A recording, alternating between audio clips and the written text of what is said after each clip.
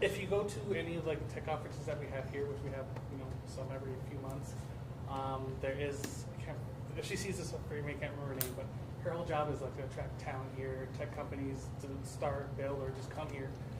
So we're trying to turn Grand Rapids into the next big tech hub in the next few years, hopefully.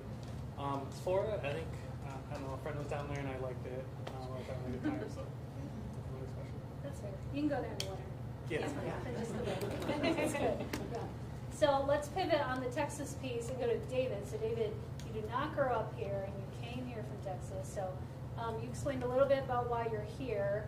But we'd love to hear more about that. But also I'm curious for the folks from outside, in addition to why you're here, what stereotypes are out there that maybe you had to fight to get yourself here? So probably I'll start off with kind of how I wound up in Texas in the first place. My father was a career soldier. I was a career soldier. Fort Hood, now Fort Cavazos is where I was stationed most of that time. And so when I left the Army, Austin was 35, 40 minutes down the road, so it was a perfect fit. And I just kind of fell into being there. I don't know that it was deliberate to live there. In terms of what brought me back up here, you said my father was in the Army. I actually graduated high school in Peoria, Illinois. My wife's family were from Northern Illinois. So I tell people I came from Texas, but I'm not of Texas, and we knew what we were getting into, right? Because probably the two big stigmas that you get from people, especially in the South, is going to be winters, partially because they're scared of it because they've never really experienced one before, and when they did, they weren't equipped for it. So I've done that. The other thing that's kind of a challenge, I think, and this is a pretty big one nationally, is the concept of the Rust Belt. People still have that picture in their head of the late 90s, early 2000s, kind of declining infrastructure, declining communities like you saw. And I tell people all the time, like, listen, come and check it out, because it's not that anymore. Right? I don't know when the last time we went to Pittsburgh was. Pittsburgh is not what you envision. It's not your father's steel town. Detroit is much more robust and vibrant than just the auto industry now. Grand Rapids, I kind of think is kind of a hidden gem, and I'm kind of torn a little bit between telling everybody that it's here, but at the same time I want to share it, because I don't want to share it. But all of these places, they have so much going on. That stereotype still that these are declining communities, declining economies, declining places, and it's just because I don't know that nationally, bad news usually leads. I think a lot of times, and that was just the narrative for so long that I don't know how we pivot off of that and get people to realize that those days are past us. Kenzie, how are you? Any stereotypes, anything, thoughts you had in your head about what Michigan was? Oh, of course. Of course. Well, it's funny, I used to run a cafe in New Jersey, and people would ask me often, are you from the Midwest? I was like, no, I'm just kind to you. Because there's a cultural thing, in New Jersey and New York and the area we were in of just moving as fast as you can to get to where you need to go. And I was always like, well, I'll give you a smile with that cup of coffee. And so it was funny when people always thought I was from the Midwest. I'm like, I've never even spent time there. Now, I think moving here, I think Michigan nice is absolutely a thing. I think the, generally kind disposition of strangers is very true. I've also found that some of that stereotype that is true is also kind of hard. I'm not a real indirect person. I'm going to tell you exactly what I think, and I go into conflict head on, and that's hard. I think some of Michigan is like, oh, let's not say the quiet part out loud. But once you get to know people, once you have a relationship, you can find your people. So it's just culturally very different, but I wouldn't say that's something that I had to get over in order to stay.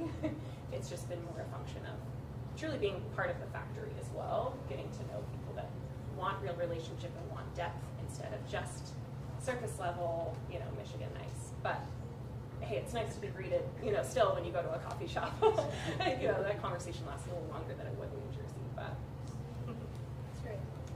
Christina, I missed you. I remember growing up in Stanton, but you were in Boston for 6 years. So aside from having the opportunity to work from home and come here during COVID, were there any other obstacles, things you guys thought about before you came? Oh, absolutely. My husband actually is a data scientist, and we put together a spreadsheet where we each had to independently rank 15 different factors about where do we want to move in 2020 because our 600 square foot apartment in Boston is not cutting it. And Grand Rapids was truly at the top of the list, and I had not, every time we came back to visit family over the course of those 6 years, we spent most of our 20s in Boston, and a relatively large city. And so coming back to Michigan and re-experiencing things as an adult, I think is on our spreadsheet, Grand Rapids is the place to be, but it also was just the fit for us. So even things like, nobody's mentioned like the arts and culture piece of things, that was a really big deal for us. Being able to go see Broadway shows or music concerts and things like that, but still be close enough to family, close enough to the outdoors. It was just kind of the epitome of everything we were looking for, and we're growing our family, so Grand Rapids is very friendly to that as well. So it was just kind of re-experiencing Grand Rapids in Michigan with the adult perspective, I think really cemented things for us.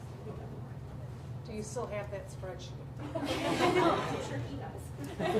I would love to see it. I mean, I won't put it on Twitter or anything, but I would be curious. Like, what were the qualities that you were looking for that kind of made Grand Rapids such a standout? So one was, proximity to family and friends, which it could, they were an hour and 2 hours for his family away from family, but there was proximity to outdoor activities, arts and culture, ability to travel if we wanted to, go anywhere else. We have an international airport. And there were other cities on our list too that we had visited and kind of liked. Syracuse, Burlington, Vermont, Denver. We had a host of other cities that we were ranking on the same things. And it just kept coming back to Grand Rapids for both of us was always right at the top. I'm sure he'd be happy to share it. Diane, anything to add about coming here? I have a spreadsheet of trail running shoes if you'd want. Yeah, I love a spreadsheet. And yes, I would like that as well. I actually came with 0 stereotypes because I mostly grew up in Korea and very close to Seoul, and then I lived in Chicago and then San Francisco for a little bit. And those were all the cities that I've experienced as an adult in the U.S. And typically, when a bunch of my Korean friends think of the U.S., they think of the metropolitan cities like New York, San Francisco, Chicago, and so on and so forth. So this was an experience where I felt, oh, this is what most of the U.S. is like, or more representative of the rest of the country, excluding those really big crazy cities. And one of the things that was shocking to me was everybody started doing this or that when I came to Michigan. So that was one that was a bit of a, what's wrong with them? Or maybe that's what everybody does. But I think there are a lot of good things that I experienced from Michigan. I think people are really great, that they come open-minded, they're always supportive. I've met only kind people. At the same time, coming from a background that's a little more outside of Michigan or the Midwest or the U.S. even, is that the mindset is there for inclusivity and openness and supporting people like me. The representation is a little low. So a lot of people seem to be born and raised in Michigan, or they're coming for family ties. Me thinking of like family, my parents live in Korea, so there isn't a direct flight from Korea. So I'm thinking about like, oh, they're not going to come here. I need to go to New York where my sister lives to see them. So like those are some of the considerations that I have. So, Governor, a big part of your efforts is economic development. And so I'm curious, we've heard it all here. Central to where you decide to live, there's got to be good jobs, you've got to have vibrant communities, and it's got to be affordable and attainable housing. So when we think about the jobs piece, and you mentioned it a little bit about bringing more tech companies here, what kind of jobs do we need in Michigan and in the area to make sure you all stay here? Or, given that some of you talked about remote work, is that less of a concern? Well, if we can successfully turn Grand Rapids into another tech hub, that's going to attract a lot of people, obviously. And a lot of big companies like Amazon, for instance, are having people return to the office, so that's a benefit in itself. As far as other jobs go, I think Michigan is also kind of looked at as a blue collar state, because we were the car state for the longest time, and then what else did we really have to offer besides being the leader in building cars? So I don't know, maybe somehow making it known that like, hey, we're known for this now and that and whatever else we can put out there to attract anybody to come here. Something probably Christina I think is going through right now, and I have a 6-year-old son, is childcare is really difficult. Not only is it like hard to be on waiting lists when you are pregnant, or finding a place, they're closed for COVID or coronavirus, and you're like, oh shoot, now I don't have any childcare. There's no backup options. And so the volume of childcare in Grand Rapids doesn't exactly fit the need quite yet, which is a difficult thing when you're a young professional working remotely or in person for a company, to not have anywhere to take your kids to. That's probably one of the biggest pain points that I feel as someone with like a young child. And it's a shame because the rest of the infrastructure in the city, I think, is super supportive of families and young children. Children's zoo, the Frederick Meyer Gardens, we have so many options, but then, childcare yeah. is these things. And a lot of them aligning with offer the summer camps. You're like, ooh, 9 to 11. Cool, that's great. I don't know how that's gonna work. Or like, wonderful places like Blandford has a really a full, robust, thing. But if you don't sign in to register for that summer camp within the first 2 minutes, the 10 spots that are available are gone. It's like trying to get tickets to a really fun concert, except that like it's for your childcare versus like a fun one night out. And it's very competitive and really hard to get into places. I know for me, when you talk about the types of jobs we need to attract and stuff, we need to probably recognize that there is this outdated concept, I think, that you start a job with a company, you'll finish that job with that company, and as I think now, even if you look at Gen Z, the folks coming behind us, the expectation is they may work as many as 30 or 40 different companies in a lifetime. And so attracting a variety, a diversity of jobs, so that as we go through these different life stages, what I'm doing in my 20s may not be what I settle on wanting to do in my 30s, and may not be what I want to do in my 40s. And so having the robust economies that kind of account for all of those various life stages, so I can pivot if I want, and stay where I'm at. That's probably the biggest thing. Or also having that upward mobility so that as you grow in your career and you start to take on, like higher level positions and stuff, you're not forced to move to a whole new community to get that next promotion, to advance in your career. You can do it in that same area or region. So I think of, the policy wonk side of me, obviously it's like, oh no, you need diverse economies so that you can weather storms and collapses of one industry or another. It's all fine and great. From the personal perspective as an individual, you want those opportunities to exist both for you, your family members, throughout the entirety of your lifetime, so you can call a place home and not have to think, well, the economics of the situation are requiring that I go somewhere else because there's nothing to do.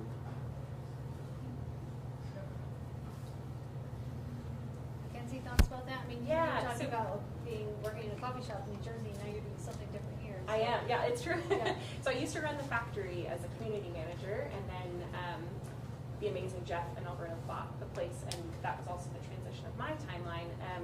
And so I now work for a company that I met through the co-working space. I run operations for a design agency. It's based out of San Diego technically, but our owner actually also just moved back to Michigan.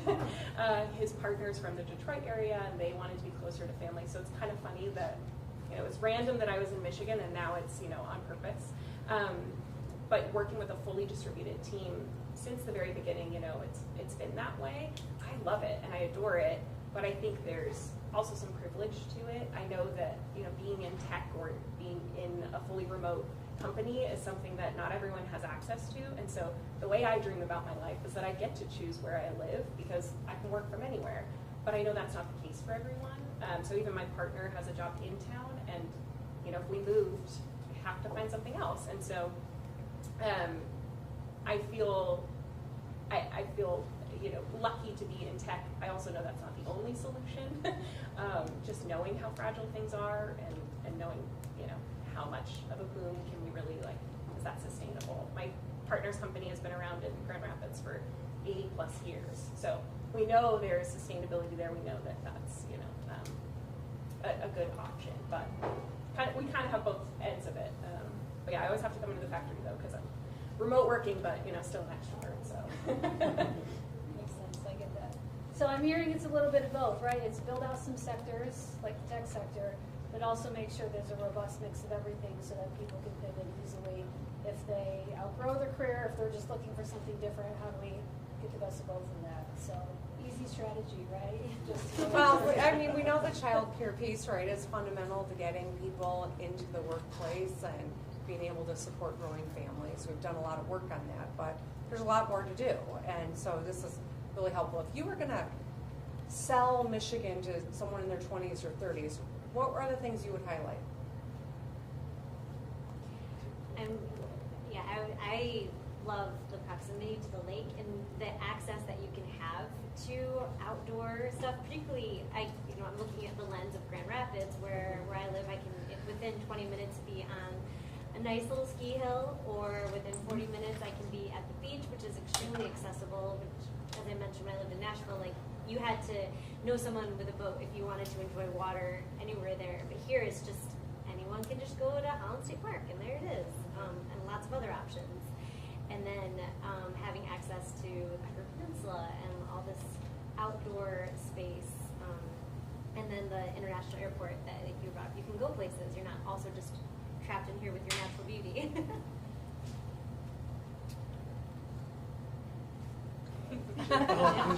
I heard someone get ready to talk. What I like about it is that this kind of goes back to being able to afford housing. Is that you can go to, like, say, Hudsonville, that's 15 minutes away. You can buy a nice piece of land completely on your own, no neighbors, or you can choose to live in a city. But if you did want to buy a piece of land that's out there and you're secluded, it's going to take you 15 minutes to get back into town if you needed to. Not an hour sitting in traffic both ways. You're not wasting that so much of that commute. And then just like reiterating on what I said earlier, is just that you don't feel as crowded. I was born in New York, and I went back to visit, and I absolutely did not like it. You feel like you're just bumping into people all the time. But in Grand Rapids, it's nice. You're in the city that comes alive. There's always some kind of event going on downtown. There's concerts and things at the arena. We're building an amphitheater right downtown that's going to be great. It's supposed to open in a couple of years. We have a baseball team, the hockey team that's pretty great, and a minor league NBA team. And so everything that you would get out of a bigger city, but without as much hassle, I would say, is what I would try to say.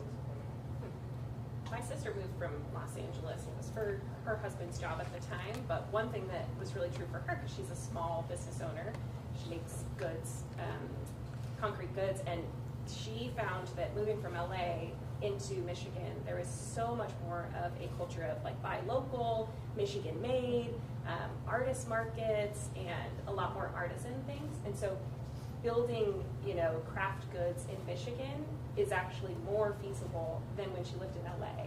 Doing improv is more feasible in Michigan than it was in LA. And so some of the arts and culture also is like stronger than you might realize. And you kind of need that perspective as well. And I think the local artisan kind of scene in Grand Rapids especially is so strong. It helps you get through those winters that are just as bad as they say, So I think that really does help, and there's a strong connection. That community is evident for sure. I think I point to people because my wife and I we love food and drink, and so we came from a place. Austin obviously has a lot of options, but sometimes you're on a wait list for 8 to 10 months, and you pay a mortgage bill to go and eat dinner at some of these restaurants. Whereas here, I was blown away at first about the food here and how easy it was to get a table and how affordable it was. And that's when I learned about the Psyche Culinary Institute, where we train Michelin-grade chefs here, and they stick around. And so you have all these really great food options. I'm sure everybody knows we're Beer City USA. For 11 years running now, 12 years running. So if craft beer is your thing, even if that's not your thing, ciders, seltzers, so all the drinks, all the foods, all those things, much of it produced right here in West Michigan, and it's just outstanding, and it's accessible, and it's affordable. You can actually enjoy those kinds of things and have that kind of a life. I was waiting for someone to talk about beer. Talk about it. I grew up here, and you couldn't, you wouldn't buy alcohol on Sundays in Grand Rapids when I grew up, and it was so funny, a dozen years ago when I saw Grand Rapids was being marketed as Beer City. I'm like, wow, Grand Rapids, like how cool! But I think the arts and the outdoors, and it's helpful to hear kind of what you would say to your contemporaries about what's good here. Like that's helping inform, I think, some of the work we need to do. So it's great. So we talked about childcare a little bit. I'm curious to know, are there any major policy initiatives from a statewide level that you all think would attract more people to come? So can you think about anything that the governor and Senate Majority Leader Brinks could be doing at a statewide level that would say people pack up and move to Michigan? So two of my mentors in my life are two of my former teachers. They're both high school teachers. They're both women. And the thing, I called them to kind of discuss what we're discussing today about what they think. And not only is it important to like obviously be able to attract jobs, but giving people obviously livable wages.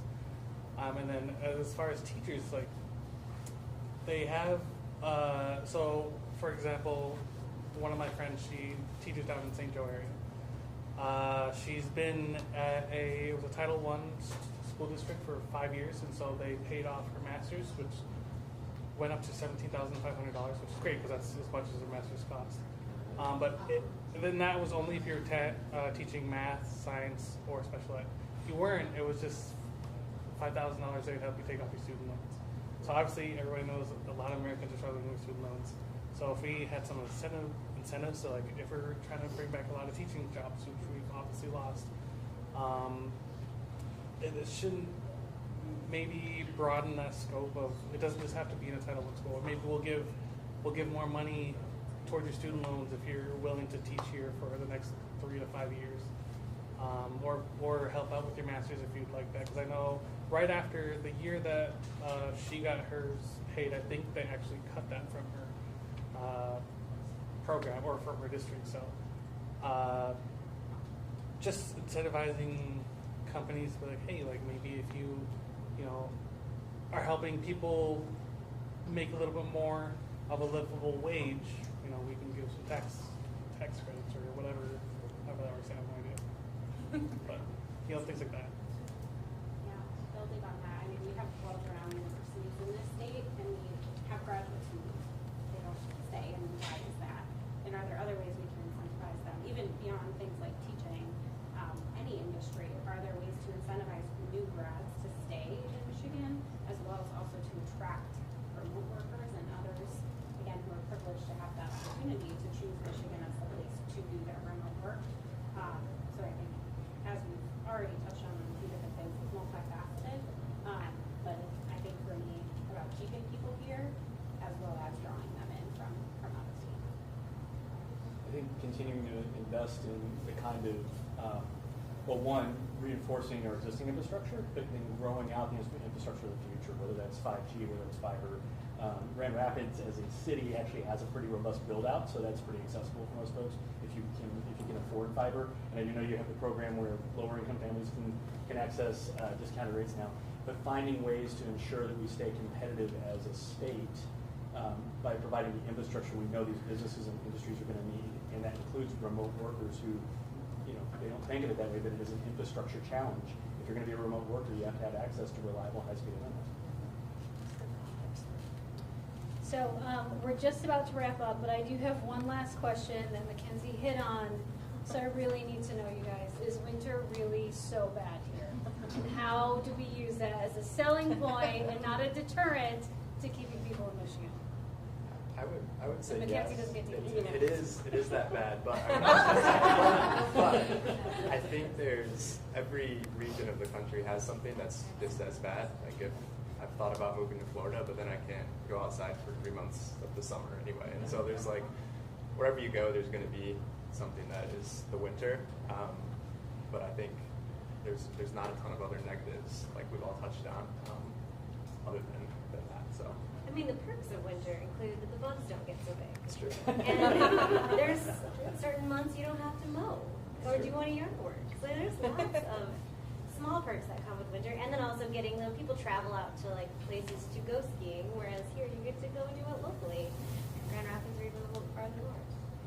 I mean, don't come here for the skiing, but No, you can ski if you come here. Like, you can winter faster. I do think, that's like, to answer also your last question about policy, like the beauty of Michigan that we've all talked about is also under threat. And so protecting and addressing climate change as it relates to Michigan is so important. I mean, I think we all kind of joke like, well, at least we won't be with those fires, or, those affect my family in the Northwest. But that's a real implication. And there are a ton of things that, you know, young people talk about, like, well, is Michigan really that way? Or will I really be protected? Will my water be safe? Like, all of those factors absolutely play into conversations. It's not just the great data that we're advertising, it's also, you know, like, yeah, now you can feel protected in those ways. And obviously, you know, being Pride Month and knowing that, you know, I have a lot of friends that moved from Michigan because they weren't safe. And they've since moved back because now it's safer to be here and be open and be who they are. And so, you know, a lot of the reasons we all get to stay here or live here or come back is because someone else made it a safe place. And so that has to continue or else it won't, you know. It would be nice to, as time goes on, to have Michigan water topics be pivoted away from bad fundamental things that have happened to, like, hey, now we're on the cutting edge of these things and we're improving infrastructure so that stuff won't happen again. That, you know, we don't have these big PFAS or floodwater crisis things that are our main news points, but actually positive things that make it a really cool place to be and safe. That's a great point. Well, I want to thank everyone for spending some time. I think hopefully Senator Brinks and Governor Whitmer took away or got some nuggets that they can use. And of course, if either of you want to share a couple of final words, certainly want to give space. Winnie, if you want to, then I'll jump in. You're good. Water.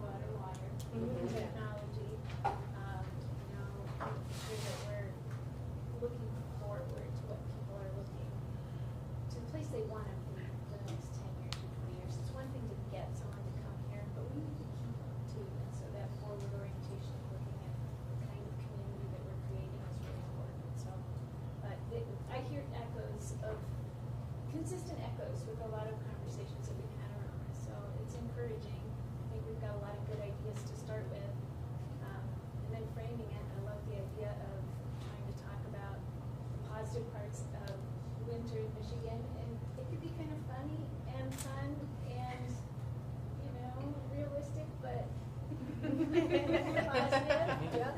And I think that could be a cool thing to do. So, and I keep thinking about my kids and what they're looking for. You know, they're 22, 24, and 26, and they're exploring. But at some point, I would love it if they can land here and they talk about these things. Not so much childcare and housing yet. Housing Eventually, a yeah. bit, but not buying a house. But yes, right now they're roaming. So, but yeah, it's an incredibly important conversation. So I'm grateful to hear from all of you. This is an undertaking, right? And we're in earnest working to make sure that Michigan's got a plan for growth. And it's a growth of our population, it's growth of our economy, it is telling our story. I think it's lovely that you talk about Texas, because anyone who's met a Texan knows that they're insufferable practically, because they all brag about Texas. No matter what political side of the aisle they're on, everyone is selling Texas all the time. We got an even more powerful story to tell, but Michiganders are humble, right? We're kind, we're humble. We don't come out and brag everywhere we go, but I think we got to get better at it and telling our story, and that's why I really was curious to hear what's important to you, but also how would you talk about Michigan to your contemporaries so that can help us make sure that we're staying focused on the right things. So thank you so much for getting this going and keeping it moving forward. Thank you all for being here. I would love to know, as you're mulling over this conversation or you're talking to any of your mentors or you have additional thoughts, we would welcome them. Because I do think we got a powerful story to tell. We got work to do, no question. But when you stack us up in spreadsheet, we're going to rise to the top. And I want that spreadsheet too, okay? Thank you. Yeah, thanks everybody. We're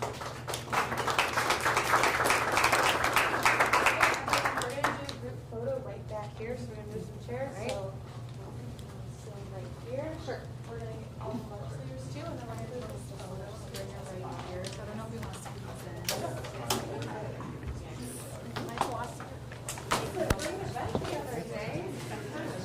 Try to see right here.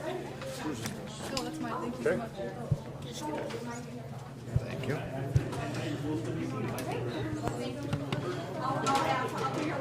Oh, wow. Oh, jeez. Swing around.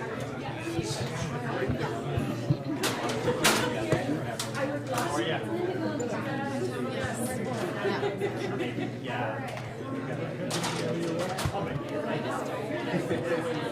Plus all four. Right here, 3, 2, 1.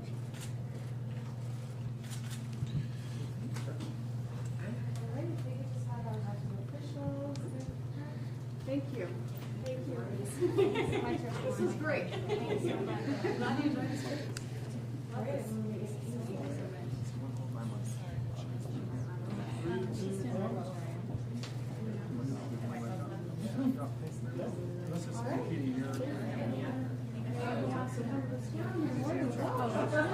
Are you going to be doing video or just audio? No, just audio. Do you mind if you and I kind of switch spots? Sure, I can, yeah. just swing a little bit more this way. I invited all of them to the strongmen, you know.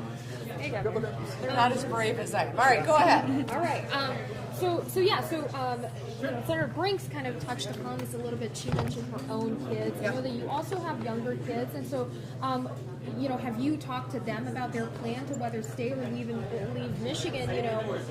What are some of the specific policies that you think would, keep your kids in Michigan?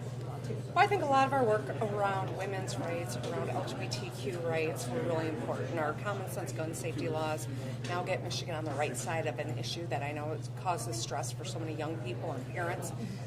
Making the investments, ensuring that we've got good paying jobs. We've seen a lot of growth, diversifying our economy, but these are all fundamentals. And then, you heard someone talk about climate and what that means. I think the arts and the Four Seasons came up here repeatedly, and I think those are big strengths for us as well. And so I'm encouraged, but of course, I'm listening to the people in my own household, one of whom is doing an internship in Washington, D.C. this summer, so I got to lure her back here. But this is a great state.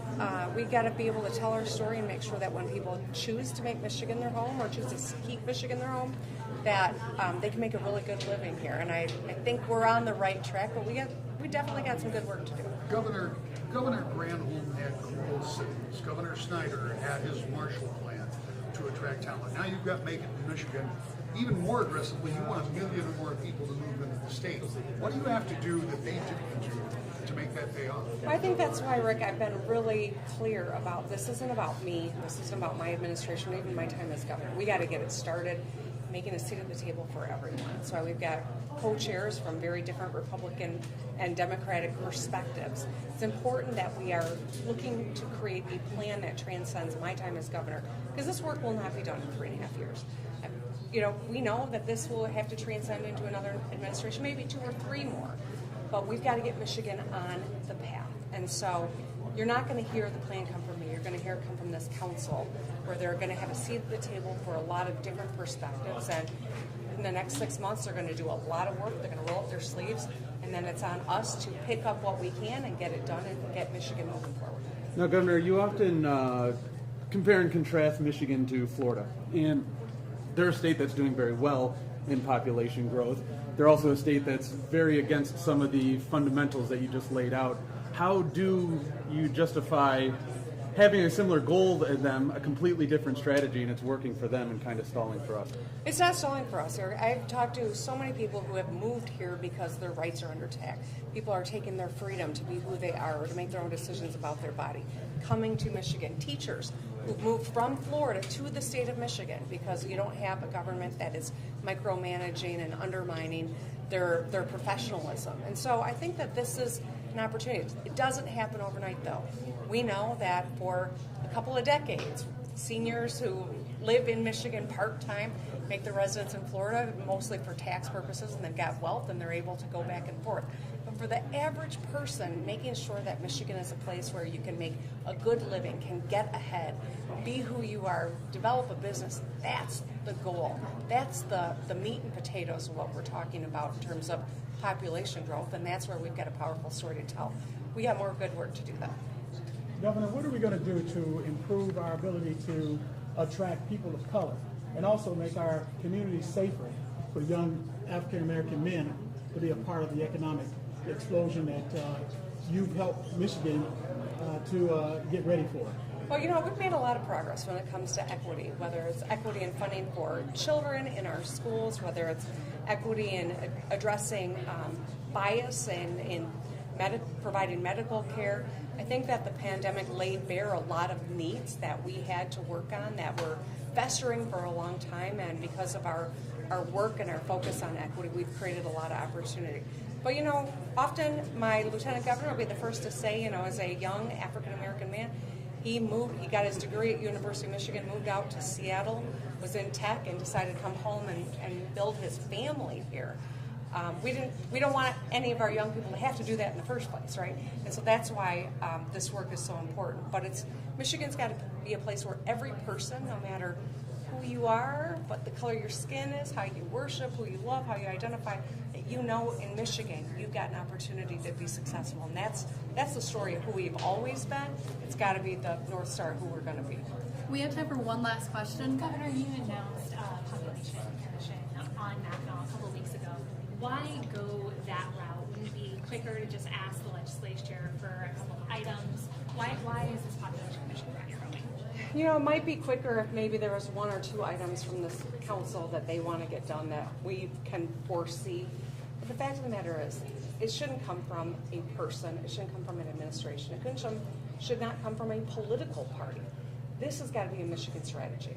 And that's why we all have to be a part of it. If we are successful, we all benefit. If we fail or it gets partisan or it gets bogged down in the baloney of politics, it's not going to help any of us. And so that's why we've created it this way. I worked with the legislative leaders. I was open to having it be created by the legislature, but they actually preferred that we go this route. And I just want to get it started. And so we've got two great co-chairs. It'll be populated by people with a lot of different backgrounds and perspectives, because it's got to be a Michigan blueprint for growth. Thanks, guys. You guys, your jackets are very close to I also noticed